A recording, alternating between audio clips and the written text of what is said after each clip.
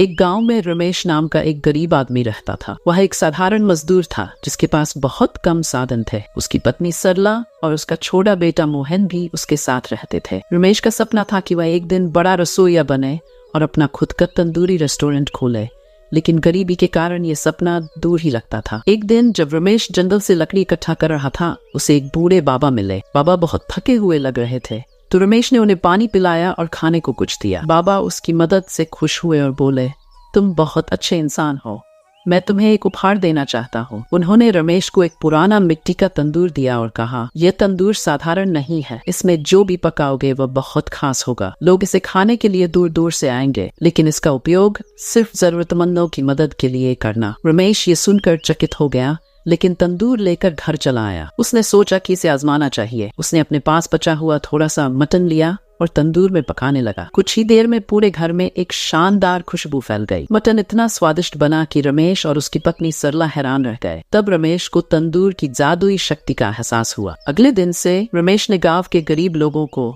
मुफ्त में मटन खिलाना शुरू कर दिया। धीरे धीरे उसकी तंदूरी मटन की ख्याति दूर दूर तक फैल गई। लोग रमेश की तंदूरी मटन खाने के लिए दूर दराज से आने लगे, लेकिन रमेश ने बाबा की बात मानते हुए सिर्फ उन्हीं लोगों को मटन खिलाया जो सच में जरूरतमंद थे। कुछ समय बाद रमेश की प्रसिद्धि राजा तक पहुंच गई। राजा ने अपने सेवकों को भेजा कि वे रमेश की तंदूरी मटन लाकर उसे खिलाएं। जब राजा ने मटन चखा तो वह बहुत खुश हुआ। उसने रमेश को दरबार में बुलाया और कहा, तुम्हारा मटन बहुत लाजवाब है, मैं चाहता हूँ कि तुम मेरे महल में आकर खाना बनाओ, इसके बदले में मैं तुम्हें बहुत सारा धन दूंगा। रमेश ने राजा से नम्रता से कहा, महाराज, ये तंदूर जादुई है और इसका उपयोग सिर्फ गरीबों और जरूरतमंदों के लिए हो सकता है, मैं इसे महल में नहीं ला सकता। राजा ने रमेश की ईमानदारी और दयालुता की सराहना की और उसे गांव में ही एक बड़ा रसोई घर बनवाने का वादा किया ताकि वह और ज्यादा गरीबों की मदद कर सके। राजा ने रमेश को पर्याप्त धन और साधन दिए, जिससे उसने अपना सपना पूरा किया और गांव में गरीबों के लिए एक बड़ा तंदूरी रेस्टोरेंट खोला। रमेश की तंदूरी मटन और उसकी दयालुता की कहानी पूरे राज्य में मशहूर हो गई। लोग न सिर्फ उसके तंदूर के स्वादिष्ट खाने के लिए बल्कि उसकी मददगार प्रवृत्ति के लिए भी उसकी सराहना करते थे। शिक्षा, सच्ची दयालुता और ईमानदारी से किए गए काम